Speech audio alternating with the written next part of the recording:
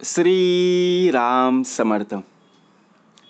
समर्थांनी एक सुंदर असा बोध आपल्यासाठी प्राप्त करून दिलेला आहे.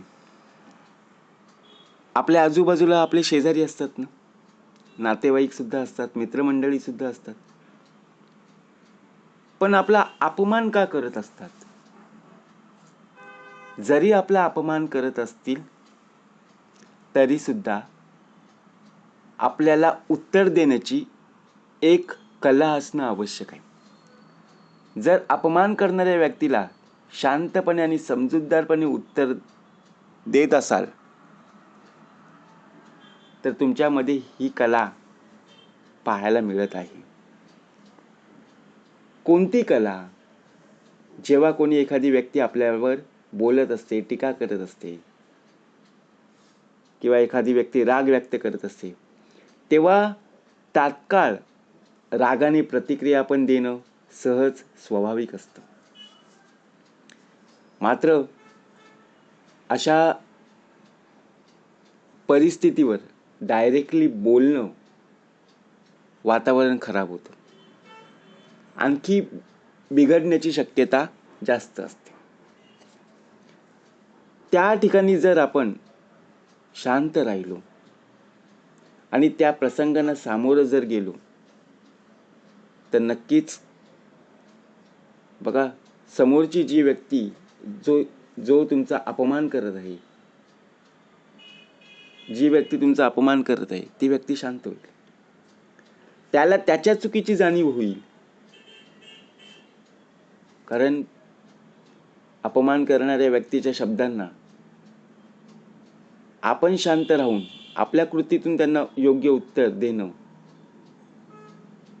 त्याच रीतीने नकारात्मक परिस्थितींना कशा प्रकारे सकारात्मक बदल करायचा आहे. आता आपला अपमान का झालेला आहे आपण ओळखायचं आहे की बाबा या कारणामुळे माझा अपमान झालेला आहे. परंतु ज्या प्रकारे आपण एखादी गोष्ट वाईट केलेली नसते, आपण चांगलं कार्य केलेलं असताना सुद्धा जर आपला अपमान होत असेल, लक्षात ठेवा, तर आपण डायरेक्टली बोलायला जाऊ नका की बाबा माझ्याकडून चूक झाली नाही तरी तुम्ही मला का बोलता. यामुळे सुद्धा वाद होऊ शकतो. परंतु आपण चूक केलेली नाहीये ना, आपला अपमान झालेला आहे ना, तरी सुद्धा आपला देह शांत असणं गरजेचं आहे. त्याला त्याचं उत्तर त्याच्या कार्यामध्येच देणं फार गरजेचं आहे. म्हणजेच काय, आपल्या देहाला शांत ठेवणं आणि संयमात राखणं. आपल्यामध्ये संयम असणं खूप गरजेचं आहे. कारण शांत राहणं ही एक सोपी गोष्ट आहे वाटते, परंतु परिस्थितीनुसार बघा आपला देह शांत राहतच नाहीये. समोरची व्यक्ती आपल्याला शांत वाटते ना, अरे ही एकदम शांत व्यक्ती वाटते, परंतु ज्यावेळी राग येते ना, त्यावेळी बघा समोरच्या व्यक्तीचा चेहरा आपल्याला लगेच कळतं, अरे ही तर व्यक्ती चेहऱ्यावरून अशी दिसत नव्हती. परंतु बघा, विचार जर केला ना, तर ती व्यक्ती सुद्धा रागामध्ये बोलत आहे, परंतु आपल्यामध्ये संयम असणं गरजेचं आहे. शांत मन योग्य विचार करण्याची आणि समोरच्याच्या वागणुकीमागचं हेतू ओळखण्याची क्षमता प्रदान करत असतं. समोरच्या व्यक्तीवर बोलण्यावर किंवा त्वरित प्रतिक्रिया देण्याऐवजी ना, आपला देह शांत राहिला पाहिजे. विचारपूर्वक शब्दांचा वापर केला पाहिजे. बोलल्यानंतर विचार करत बसणं चुकीचं आहे ना, कारण कोणत्या शब्दावरून कधी वाद होईल कळणार सुद्धा नाही. म्हणून तुम्ही तुमची ऊर्जा, तुम्ही तुमचे शब्द हे जपून वापरले पाहिजेत. संयम राखल्यामुळे काय होतं, तुमचं जे व्यक्तिमत्व आहे अधिक आत्मविश्वासपूर्वक जाणवेल आणि समोरच्याला हे सुद्धा कळेल की त्याच्या अपमानकारक वागणुकीचा तुमच्यावर कोणताही परिणाम झालेला नाही. जर एखादी व्यक्ती तुम्हाला चिडवत असेल किंवा तुमचा अपमान करत असेल, तर तुम्ही जर त्या व्यक्तीला रिप्लाय देण्याचा प्रयत्न करत असाल, जशास तसं उत्तर देण्याचा प्रयत्न करत असाल, तर तुम्हाला राग येईल, त्या व्यक्तीला आनंद होईल जरी तुम्ही उत्तर देत असाल तरी. परंतु समोरची व्यक्ती तुमचा अपमान करते किंवा बघा प्रत्यक्षात तुम्हाला काही शब्द बोलत आहे आणि त्यावर तुम्ही जर रिप्लायच दिला नाही, तर त्या व्यक्तीला चुकल्यासारखं होईल. बरोबर की नाही? तुमचा अपमान करूनही जर तुम्ही एकही शब्द न बोलता म्हणजे विचार जर केला, किती मोठं सामर्थ्य आहे हे लक्षात ठेवणं गरजेचं आहे. अशा वेळी त्या व्यक्तीला स्वतःच्या वर्तनाचा बघा वागणुकीचा अर्थ कळत असतो. म्हणून शांतता आणि संयम यांचा अंगीकार केल्याने तुम्ही जीवनात अधिक सकारात्मक आणि संतुलित राहू शकता.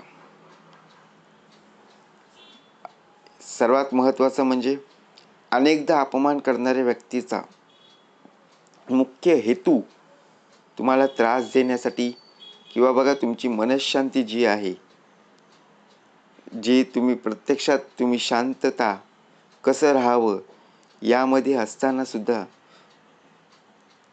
तुम्हाला राग कसा येईल हे पाहत असते.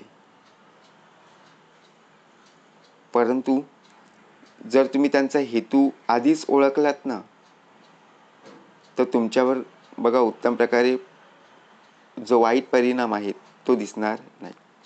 कधी अशा व्यक्ती स्वतःच्या कमतरतेला झाकण्यासाठी बघा स्वतःची जी वाईट सवय असेल ते झाकण्यासाठी खूप प्रयत्न करतात आणि आपल्याला उलट कमी लेखण्याचा प्रयत्न करत असतात.